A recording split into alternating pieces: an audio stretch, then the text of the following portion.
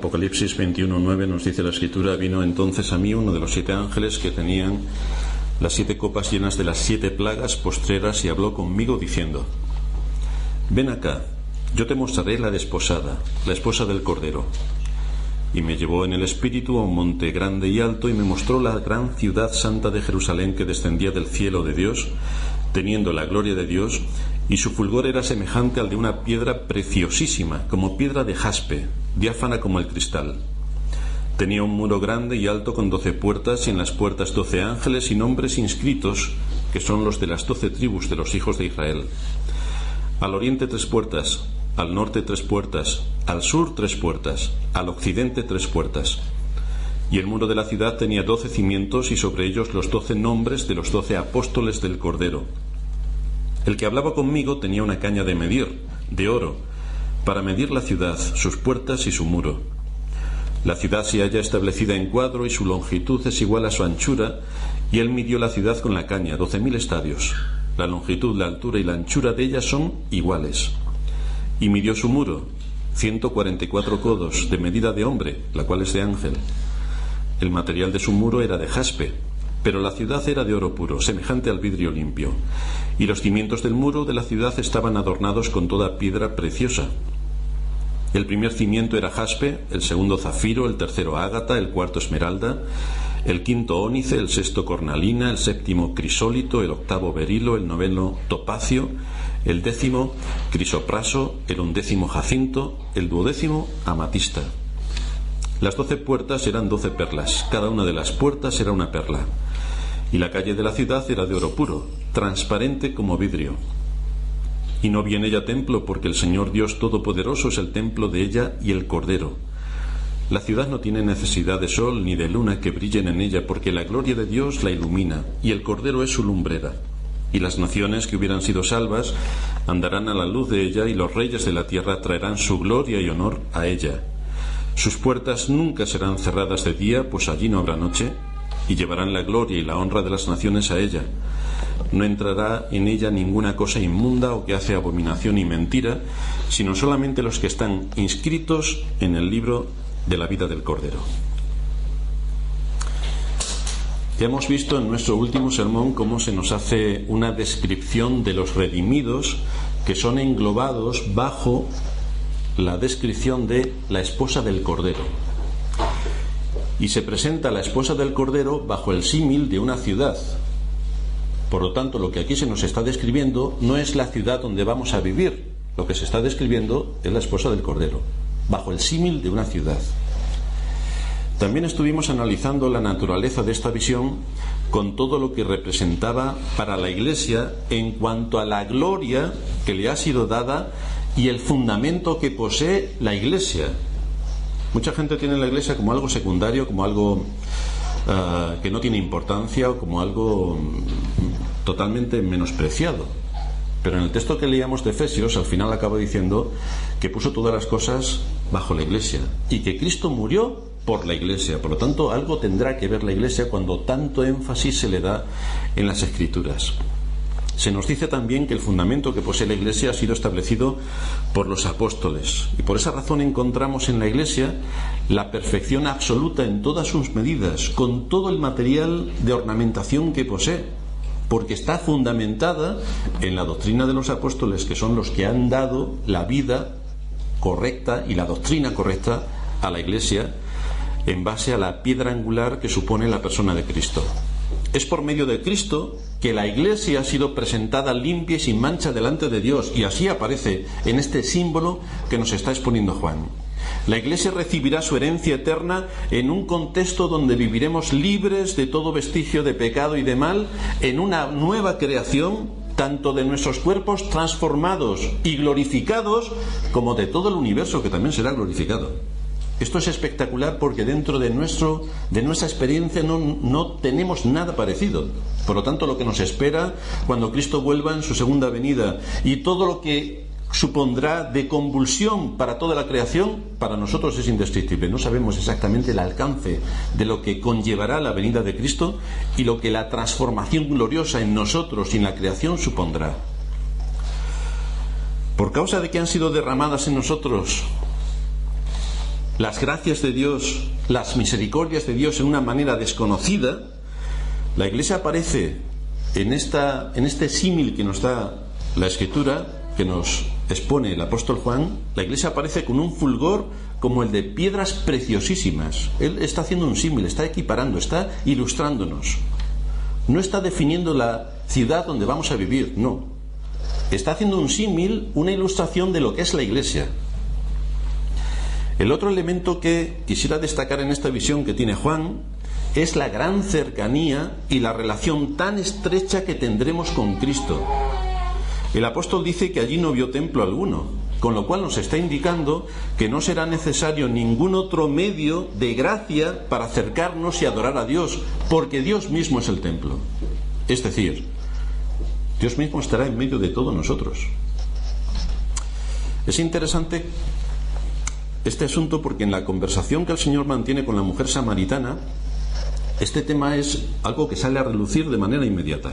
En Juan 4:10 encontramos allí el texto donde aparece 4:19, que el Señor le dice a la mujer, que la mujer le dice al Señor: Señor, me parece que tú eres profeta, porque nuestros padres adoraron en este monte y vosotros decís que en Jerusalén es el lugar donde se debe adorar. Y el Señor le responde: mujer, créeme que la hora viene cuando ni en este monte ni en Jerusalén adoraréis al Padre. ¿Dónde debemos adorar a Dios? Era la pregunta que se estaba haciendo la mujer samaritana. Nuestros antepasados en la fe adoraban a Dios en el templo. Dios instituyó un lugar para la adoración pública, que era el templo de Jerusalén. Ese era el lugar indicado por Dios para llevar a cabo la adoración. Pero cuando en el día de Pentecostés el Evangelio se dispara para todo el mundo, ya no es Jerusalén el lugar central para la adoración. La Iglesia del Nuevo Testamento no mira al lugar, no es el lugar lo que importa, es la disposición del corazón cuando se acerca el creyente a Dios en compañía de sus hermanos para la adoración pública. Por lo tanto, ya no depende del lugar, ya es otra cosa lo que entra en cuenta.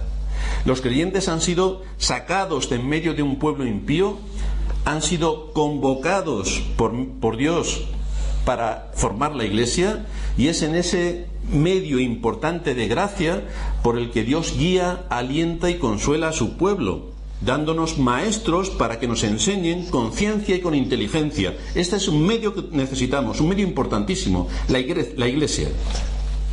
Es necesario estudiar las Escrituras, es necesario exponernos a la predicación, es necesario analizar las pautas de conducta que tenemos a la luz de las Escrituras para comprobar en qué situación nos encontramos, para comprobar qué efecto está haciendo el pecado en nosotros y para corregir todo aquello que no esté de acuerdo a la palabra de Dios.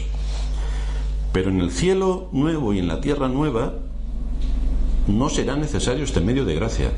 No necesitaremos un lugar al que ir para adorar a Dios. Ya no lo necesitaremos, porque la cercanía, la relación y la unión con Cristo será inmediata, sin medios de gracia. Será continua, será constante y será completa. Por eso se identifica este día como el día de las bodas del Cordero, donde hay una unión íntima con Cristo y la Iglesia. Esto es lo que ocurre con un hombre y una mujer cuando se casan. Hay una unión íntima. Pues eso es lo que nos está aquí mostrando la unión íntima que mantiene Cristo con su Iglesia en el día de la redención. La Iglesia no tiene necesidad de juntarse ya para adorar, porque está adorando ya con su nueva naturaleza, donde Cristo está en medio de toda su Iglesia. Todo lo que ahora nos arrastra fuera de Dios, todo lo que nos incomoda en nuestra relación con Él, allí será lo contrario. No necesitaremos templo, porque el templo del Espíritu Santo, que ya ha sido instalado en cada uno de los creyentes en el momento de la conversión, allí será inundado por la presencia de Cristo en medio de todo su pueblo, de una manera desconocida para nosotros. No sabemos el alcance de todo lo que esto supondrá. Ahora podemos ver que estamos con Dios y con Cristo por la fe. Podemos ver la obra del Espíritu Santo que se mueve en los corazones de aquellos a quienes lleva la salvación y cómo va formando a aquellos que ya han sido salvados. Pero allí no será necesaria la fe para relacionarnos con Dios. No será necesaria, ni necesitaremos ninguno de los medios de gracia que ahora no son tan imprescindibles. La oración, la predicación de la palabra, la lectura de la palabra, la meditación, el reunirnos como iglesia. Allí ningún medio de gracia será necesario. ¿A dónde nos debe llevar esta verdad y qué fruto debe dar en nuestras vidas esta realidad que nos expresan las Escrituras?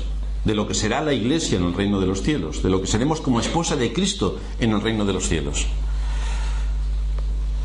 Debemos recordar que no podríamos tener un concepto correcto de todo esto si no fuera por lo que se nos anuncia en la palabra de Dios, que es su voluntad revelada.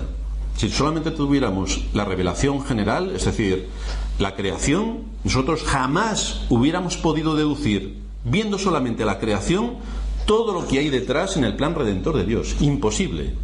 Por eso Dios tuvo misericordia de nosotros y nos dio las Escrituras.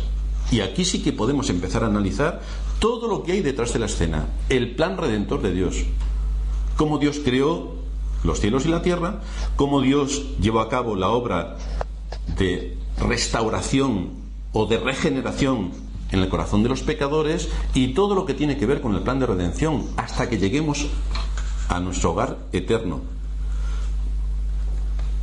Y por lo tanto, estudiando las Sagradas Escrituras, estudiándolas, no utilizándola como un libro mágico que nos puede resolver milagrosamente nuestros problemas, no, sino estudiando las Escrituras con rigor, podemos ver todo lo que el Dios Trino hizo para nosotros.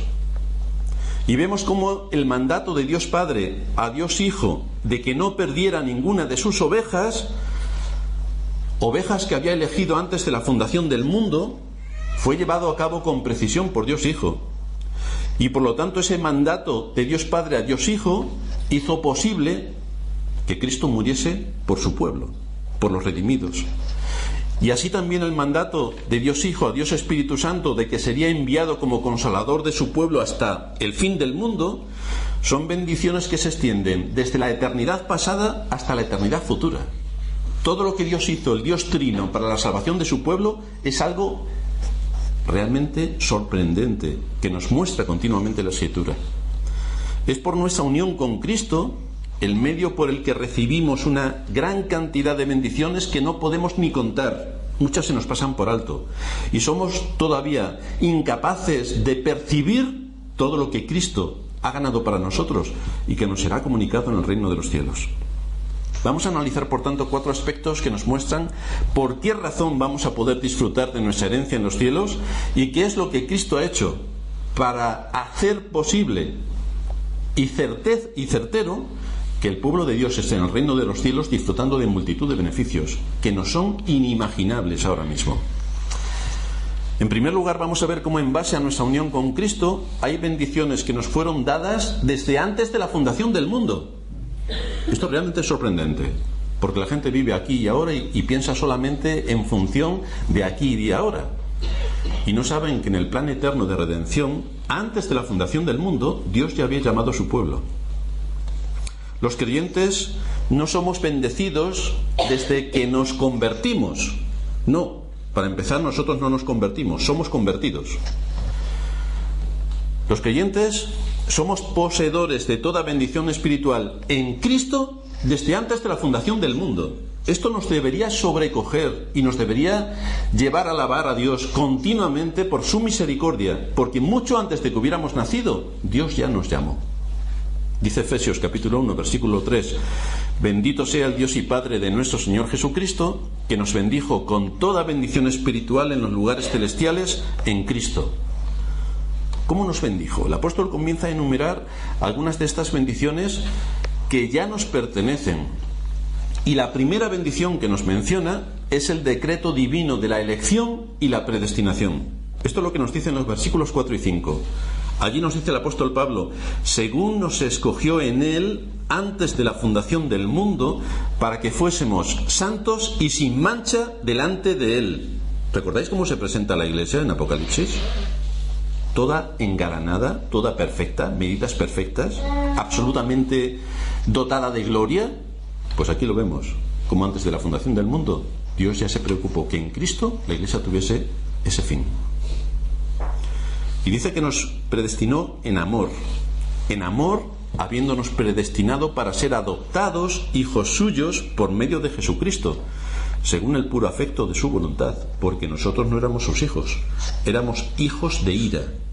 Y en su gran amor, Dios nos llamó antes de la fundación del mundo para llevarnos a la salvación. La elección y la predestinación son bendiciones espirituales determinantes. Son determinantes. En base al amor de Dios, en base a su misericordia, fuimos elegidos antes de que el mundo hubiera sido creado. Antes del tiempo de los tiempos. Increíble. De ahí que Pablo nos enseña que la elección es un motivo de enorme agradecimiento, de dar gracias a Dios sin cesar. Es lo que le escribe a los tesalonicenses en la segunda carta, capítulo 2, versículo 13. Dice allí Pablo: pero nosotros debemos dar siempre gracias a Dios respecto a vosotros, hermanos amados por el Señor, de que Dios os haya escogido desde el principio para salvación, mediante la santificación por el Espíritu y la fe en la verdad. ¿Quién hizo toda esa obra desde el inicio? Dios. La voluntad de Dios fue la que llamó a estos hombres y mujeres. Fue Cristo quien murió por ellos, y fue la obra poderosa del Espíritu Santo quien les pasó de muerte a vida. Una obra perfecta del Dios Trino. Esto debería ser el mayor motivo de gozo y alegría entre el pueblo de Dios.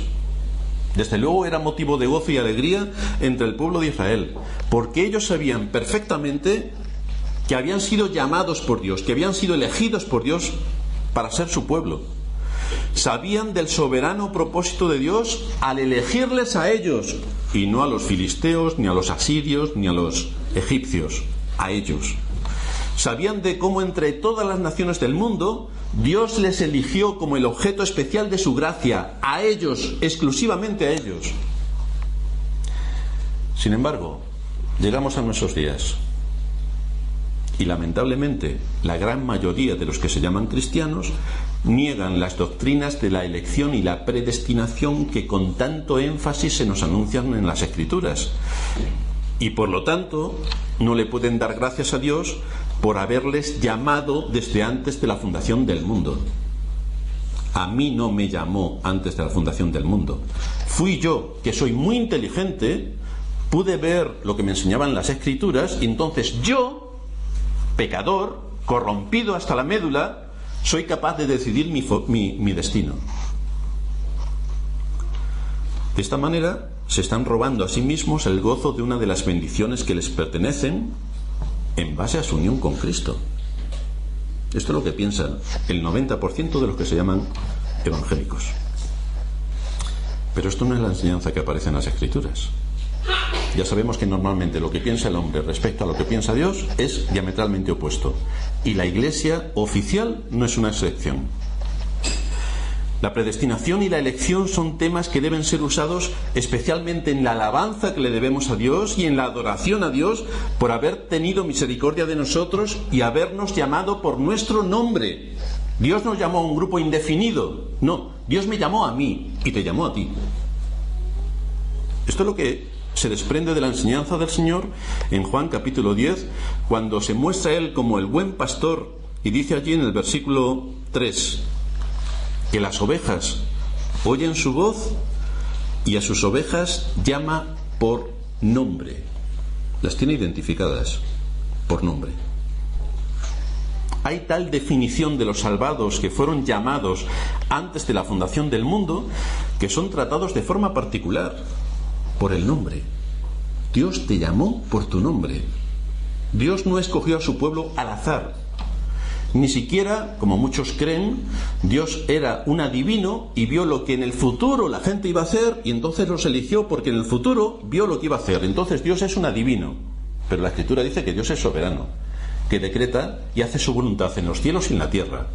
Y no hay nada que se escape de su gobierno, absolutamente nada. Por lo tanto, Dios no escogió a su pueblo al azar o porque vio de antemano lo que iban a hacer. La Escritura nos dice que nos escogió según el propósito de su voluntad. Fue su voluntad, no fue la nuestra. Debido a que estamos en Cristo, antes de que Dios ordenara la existencia del mundo, las bendiciones de la elección y la predestinación ya eran nuestras. Esto es increíble. Esto es increíble. Las bendiciones de la elección y la predestinación ya eran nuestras. Esto nos debería llenar de gozo y alabanza al saber que el Creador, el Dios del universo, ha definido un grupo de pecadores para que sean salvos de pura gracia. No porque nosotros lo mereciéramos, es porque Dios, en su voluntad, así lo determinó. Nosotros éramos hijos de ira lo mismo que los demás. Merecíamos la condenación por nuestros propios hechos lo mismo que los demás. Dice la Escritura que no hay justo ni aun uno. No hay quien entienda, no hay quien haga el bien, no hay quien busque a Dios. Nadie. Y a pesar de toda esa realidad, Dios actuó soberanamente en su misericordia, llamándonos por nuestro nombre. Dios Padre determinó que aquellos que fueron llamados por Él fuesen unidos a Cristo, para que todas las deudas de su pueblo fuesen pagadas por Cristo delante de la ley. De manera entonces que nuestra unión con Cristo, en segundo lugar, es un aspecto esencial de su sacrificio que llevó a cabo en nuestro lugar. Esa es nuestra unión con Cristo. Y el apóstol Pablo es bastante enfático y nos expone la situación en la que estamos sin Cristo y la que tenemos después en Cristo. Dice en Romanos 3:23, esto para la gente que se cree buena y que todo el mundo es bueno y que al final todo el mundo irá al cielo. Dice Pablo, Romanos 3:23, por cuanto todos pecaron y están destituidos de la gloria de Dios. No hay nadie que se salve de esta situación. Es la situación de todo ser humano que viene a este mundo. No tiene que hacer nada para estar fuera de la salvación. Nada, no tiene que hacer nada, porque su propia naturaleza ya viene corrompida. De manera que si no hay una obra todopoderosa que se hace desde fuera en el corazón del pecador, es imposible que alguien pueda ver la salvación que hay en Cristo. Por eso después sigue diciendo Pablo cómo se lleva a cabo esta obra en el versículo 24. Y dice allí, siendo justificados gratuitamente por su gracia, mediante la redención que es en Cristo Jesús. De manera que no soy yo el que se justifica, ni hago algo para justificarme, sino que soy justificado por su gracia. Y soy unido a Cristo Jesús, que es el Redentor, el que lleva a cabo este gran, increíble obra de la redención. De manera que los beneficios de la muerte de Cristo impactan directamente en el creyente, situándole en otra posición. Dice el apóstol Pablo en 1 Corintios 1:30, mas por él estáis vosotros en Cristo Jesús, el cual nos ha sido hecho por Dios sabiduría, justificación, santificación y redención. Esto es todo lo que tiene que ver con el proceso de salvación. En Efesios 1:7, en quien tenemos redención por su sangre, el perdón de pecados según las riquezas de su gracia. En Colosenses 1:14, en quien tenemos redención por su sangre, el perdón de pecados. Todo lo que tenemos se lo debemos a Cristo. Él ha hecho cierta nuestra entrada en el reino de los cielos. No posible, cierta. Toda la obra de redención por la que hemos sido salvados y en base a la cual entraremos en el reino de los cielos para recibir nuestra herencia eterna, es descrita en las Escrituras como estando en Cristo. ¿No es Cristo el esposo de la Iglesia? Todo esto es lo que Cristo ha puesto a disposición de su pueblo. Por eso la Iglesia está adornada con tal cantidad de joyas. El material de su muro, dice nuestro texto de Apocalipsis 21:18, era de jaspe, pero la ciudad era de oro puro, semejante al vidrio limpio. ¿Cómo presenta Cristo a la Iglesia? Así la presenta, inmaculada, perfecta, llena de todo tipo de ornamentos. Los cimientos del muro de la ciudad estaban adornados con toda piedra preciosa. Las 12 puertas eran 12 perlas, cada una de las puertas era una perla, y la calle de la ciudad era de oro puro, transparente como vidrio, absoluta perfección. Así es como Cristo presenta a la Iglesia. Fijaos, por lo tanto, dónde ha quedado el pecado, completamente erradicado, anulado por completo. Es la inversión absoluta de todo lo que, por nuestra naturaleza y por nuestra experiencia, conocemos. Lo que tendremos en el reino de los cielos es incalculable y no nos podemos hacer la menor idea de lo que va a representar estar con Cristo en el reino de los cielos.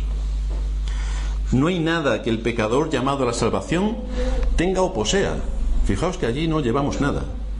Todo todos estos detalles que se nos dan aquí nos muestran lo que Cristo ha hecho. No depende de que alguien sea buena persona o que haga buenas obras. Nada vale de la aportación humana. Todo le es dado a la Iglesia en virtud de su unión con Cristo. Es la forma que Cristo tiene de engalanar a su novia, que es la Iglesia, la colma de todo tipo de bendiciones.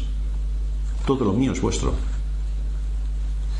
Esto implica que los elegidos estaban en Cristo cuando Él murió y estaban en Cristo cuando fue resucitado de los muertos. Es por eso que el apóstol Pablo podía decir: con Cristo estoy juntamente crucificado, y ya no vivo yo, mas vive Cristo en mí, y lo que ahora vivo en la carne, lo vivo en la fe del Hijo de Dios, el cual me amó y se entregó a sí mismo por mí. Cristo asumió todo lo que nosotros debíamos delante de la ley para presentarnos delante de Dios sin nada en contra. Y además nos engalanó, nos adornó, nos presentó como una iglesia gloriosa.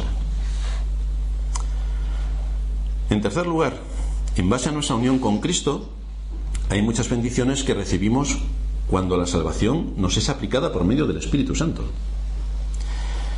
En la salvación podemos identificar claramente una obra del Padre eligiendo a los objetos de su amor, que los define a quién va a salvar. Vemos una obra del Hijo muriendo por aquellos que el Padre le dio, y vemos una obra del Espíritu Santo que regenera u opera el nuevo nacimiento en aquellos a quienes el Padre llamó y por quienes Cristo murió. Toda esta es la obra redentora de la Trinidad. Esta obra es enfatizada por Pablo en el capítulo 1 de Efesios, que leíamos en la introducción, donde va enumerando las bendiciones que son nuestras a través de nuestra unión con Cristo. Y allí nos dice, o mejor dicho, allí nos describe la obra del Padre en los versículos del 3 al 6, la obra del Hijo en los versículos del 7 al 12 y la obra del Espíritu Santo en los versículos del 13 al 14. La obra completa de la Trinidad. Si el pueblo de Dios se dedicase a estudiar las Escrituras y no a llevarse por el misticismo y el espiritualismo, se daría cuenta de las grandísimas bendiciones que tiene por medio de Cristo y no dejaría de orar y agradecer a Dios su misericordia al salvarle.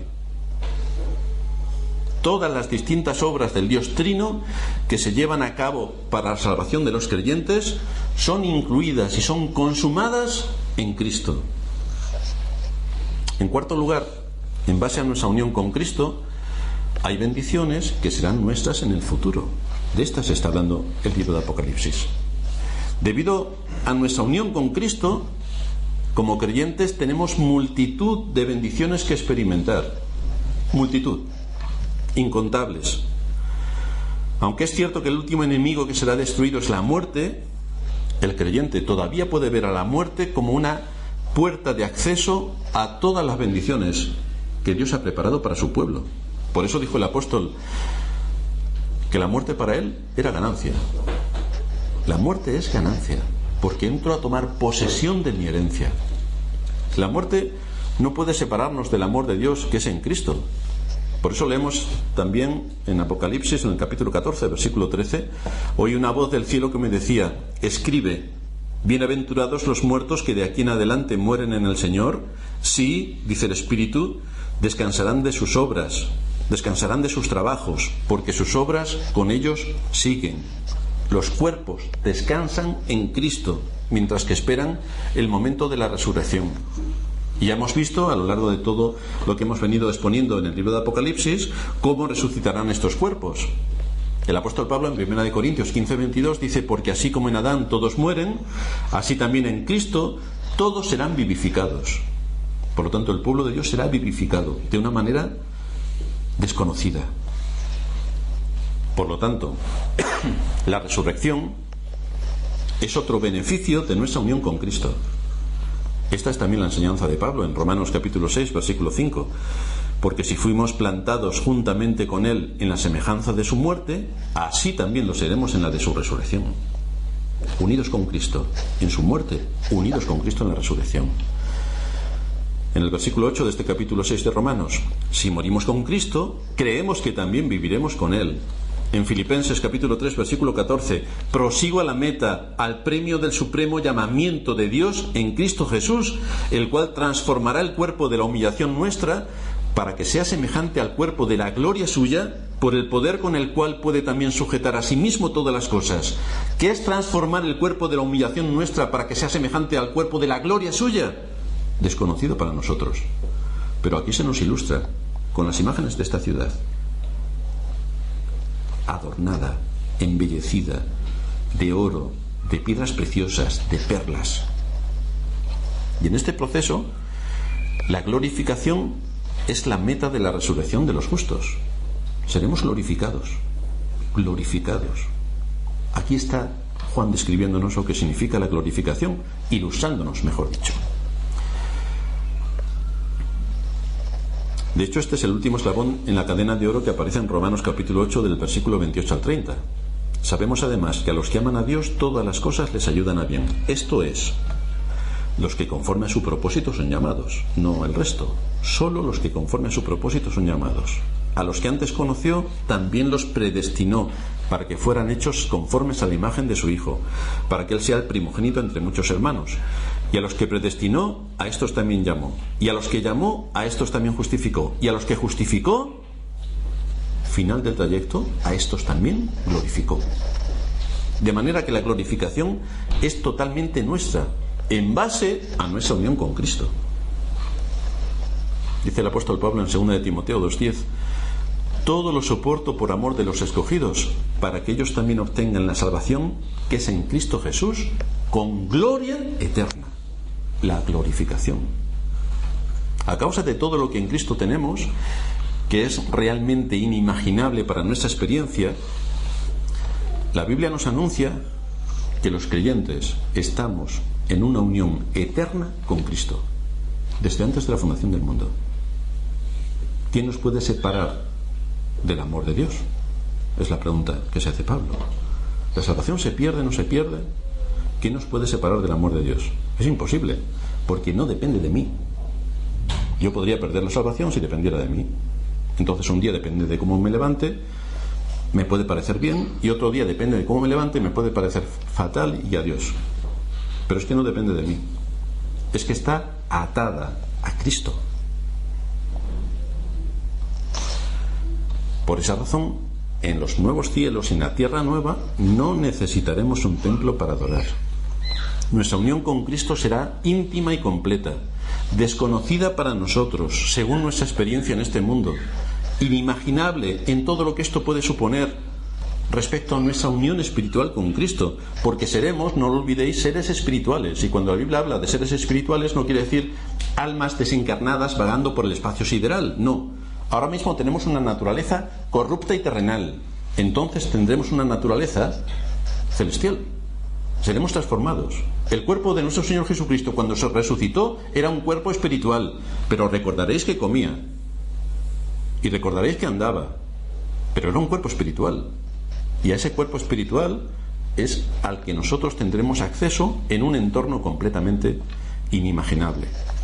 Pablo dice en 1 de Tesalonicenses capítulo 4 versículos 16 y 17 que el mismo Señor con voz de arcángel, con trompeta de Dios, descenderá del cielo, los muertos en Cristo resucitarán primero, luego nosotros los que vivimos, los que quedamos, iremos juntamente con ellos, seremos arrebatados en las nubes para recibir al Señor en el aire, y así estaremos siempre con el Señor. Unión con Cristo por toda la eternidad. Nadie nos puede apartar de su amor, por el que nos llamó antes de la fundación del mundo, y al que nos lleva eternamente. De manera que vemos cómo Dios tiene a su pueblo unido a Cristo, tanto en nuestra vida por el mundo como en la culminación de la redención. Este cuerpo que es y será sepultado está unido a Cristo y resucitará unido a Cristo.